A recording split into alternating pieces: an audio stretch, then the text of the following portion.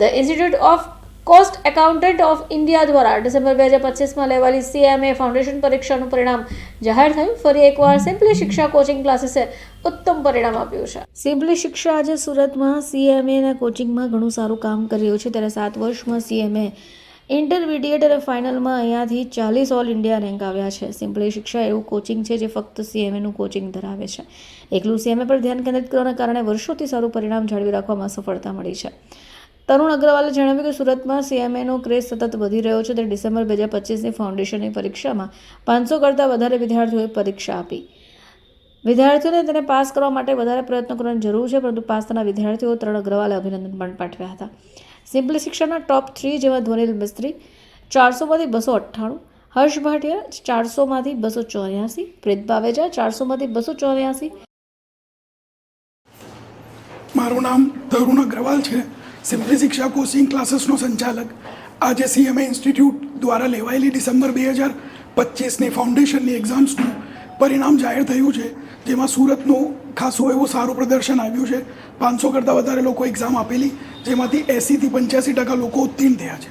આપણી ક્લાસીસની વાત કરીએ તો 43 સ્ટુડન્ટ્સ હતા, જેમાંથી 38 સ્ટુડન્ટ્સ CMA ક્લિયર થયા છે.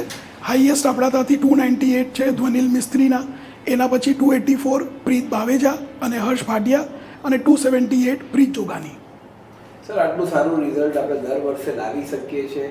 શું આપણે એવું વિદ્યાર્થીઓને કેવી રીતે ભણાવીએ છીએ તે વિશે પણ આપ કહો. એટલે બેઝિક ફોકસ કન્સેપ્ચ્યુઅલ ક્લેરિટી પર હોય છે અને બુક સિવાયની બહારના પેપર્સ કે પાસ્ટ એક્ઝામના પેપર્સ એના ઉપર પ્રેક્ટિસ કરવા પર થોડુંક બહાર આપીએ. એના સિવાય રેગ્યુલર ટેસ્ટ કન્ડક્ટ કરીએ, ચેપ્ટર વાઇઝ મોક એક્ઝામ્સ, જેનાથી સ્ટુડન્ટ્સને સફિશિયન્ટ પ્રેક્ટિસ મળે અને એના કારણે રિઝલ્ટ આટલું સરસ આવે છે.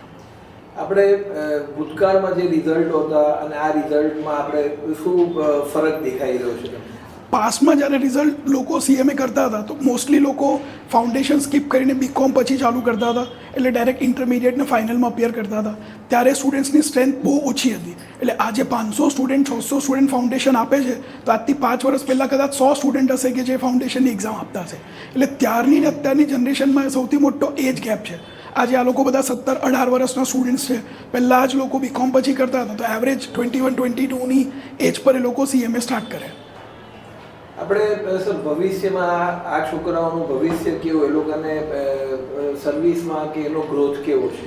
અત્યારે CMAનો ક્રેઝ મેજરલી વધવાનું કારણ જ આ જ છે કે ઇન્ડસ્ટ્રીમાં જોબ ઓપોર્ચ્યુનિટી ઘણી બધી છે અને દર વર્ષે ઓપોર્ચ્યુનિટીઝ વધ્યા કરે છે. ઇવન એટલા બી ઘણા બધા એવા સ્ટુડન્ટ્સ છે કે જે લોકો CA કર્યા પછી CMA કરે છે, કેમ કે CMAમાં પબ્લિક સેક્ટર કંપનીઝમાં બી સારી ઓપોર્ચ્યુનિટીઝ છે, ગવર્મેન્ટમાં બી. સ્પેસિફિકલી આના માટે જેમ IAS IPSની એક્ઝામ આવે એની હિસાબે ICSની એક્ઝામ આવે, ઇન્ડિયન કોસ્ટ એકાઉન્ટન્ટ સર્વિસ. એના સિવાય પ્રાઇવેટ સેગમેન્ટમાં બી સારી એવી ઓપોર્ચ્યુનિટીઝ છે, જેના લીધે લોકોનો ક્રેઝ વધે છે. ને આ લોકો જ્યારે આજથી 2 વર્ષ 2.5 વર્ષ પછી CMA થઈને બહાર નીકળશે તો એમના માટે ઓપોર્ચ્યુનિટીઝ અત્યાર કરતાં બી વધારે સારી હશે.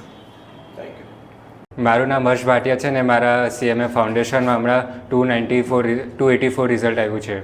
હર્ષ, આટલું સારું રિઝલ્ટ આવ્યું છે, આનો શ્રેય તું કોને આપે છે? આનું શ્રેય મેં આખા સિમ્પલી શિક્ષાની ફેકલ્ટીને બધા ટીચર્સને આપું છું, કારણ કે એમના સપોર્ટ અને ટેસ્ટના લીધે જ મેં આજે પાસ થઈ શકું છું.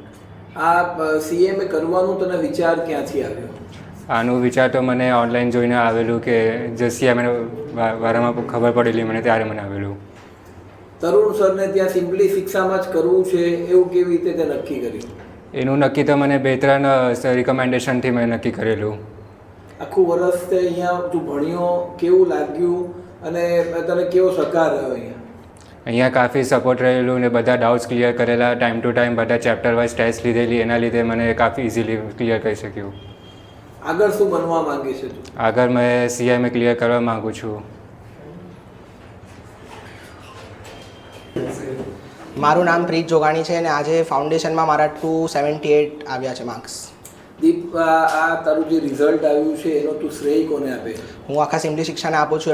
એમના સપોર્ટ વગર હું આજે અહીંયા આટલા સુધી નહીં આવી શકતો એમનો, એટલે બધો સપોર્ટ એમને આપું છું. કયા સ્ટાન્ડર્ડ પછી તે CMA કરવાનું વિચાર્યું? 12th સ્ટેન્ડર્ડ પછી મારો ફ્રેન્ડ હતો અહીંયા, એ કરતો હતો તો એને મને રેકમેન્ડ કર્યું કે સારું છે, CMA તો કરી શકે છે, આગળ સ્કોપ છે, તો એટલે હું અહીંયા કરું છું. આખું વર્ષ તું ભણ્યો, કોલેજની સાથે તે આ કર્યું, તને કોલેજ અને અહીંયા બે વચ્ચે તકલીફ નહીં પડી? ના, અહીંયાના ટીચર્સ એટલા સારા હતા, એટલા સપોર્ટિવ, એટલા ફ્રેન્ડલી હતા કે એમને બધું સાચવી લીધું ને કંઈ પ્રોબ્લેમ નહીં આવ્યો. આજે જ્યારે આટલું સારું રિઝલ્ટ આવ્યું છે, સિમ્પલી શિક્ષામાં તારા બેસ્ટ લેક્ચરર કોણ છે?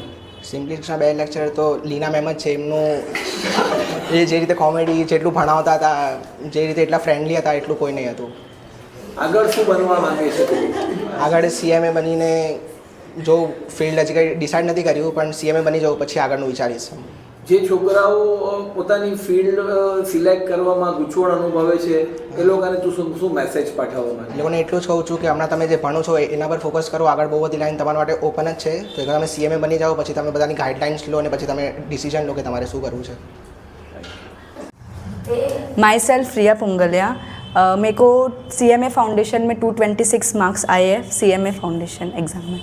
ये आपको CMA करना था, ऐसा आपने कहाँ से आपने सीखा और कहाँ किसने सजेस्ट किया?